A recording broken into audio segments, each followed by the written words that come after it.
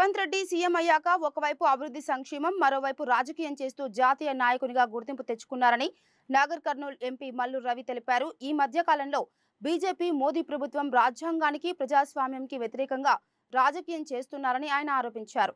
తెలంగాణలో జరుగుతున్న ప్రజా పాలనను చూసి ఓర్వలేక బీజేపీ నేతలు ప్రభుత్వంపై అసత్య ఆరోపణలు చేస్తున్నారని మండిపడ్డారు.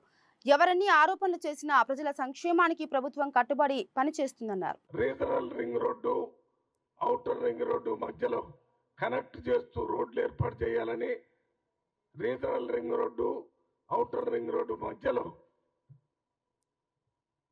సబర్బన్ సిటీస్ ని ఏర్పాటు చేసి హైదరాబాద్ను డీకంజెస్ట్ చేసి బెంగళూరు ఇతర బాంబేలో ఉన్నటువంటి ట్రాఫిక్ ఇష్యూ లేకుండా చేయడానికి ప్రణాళికలు సిద్ధం చేసి ముందుకు పోతున్నారు.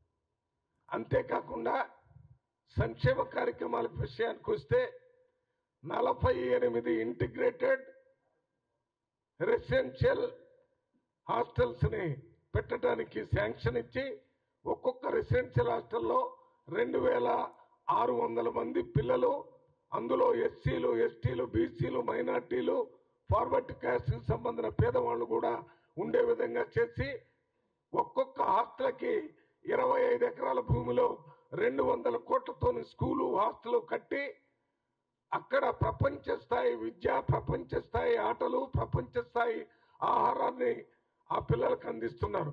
ఆ పిల్లలు ఎవరు? ఎస్సీలు, ఎస్టీలు, బీసీలు, మైనార్టీలకి, పేదవాళ్ళకి సంబంధించినటువంటి పిల్లలు. ఆ స్కూలు కానీ ఆ స్కూల్ చుట్టుపక్కల ఉన్న భూస్వాముల పిల్లలకు కూడా లేనంత సౌకర్యాలు పేద ప్రజలకి కల్పించి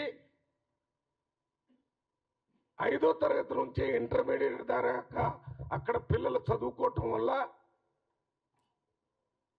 కుల భేదాలు కానీ మత భేదాలు కానీ లేకుండా వాళ్ళంతా సమాజంలోకి వచ్చి ఒక మంచి సమాజాన్ని ఏర్పాటు చేయటానికి ఇదొక ఫౌండేషన్ లాగా, ఇదొక పెట్టుబడి లాగా రేవంత్ రెడ్డి గారు ఈ కార్యక్రమం చేశారు.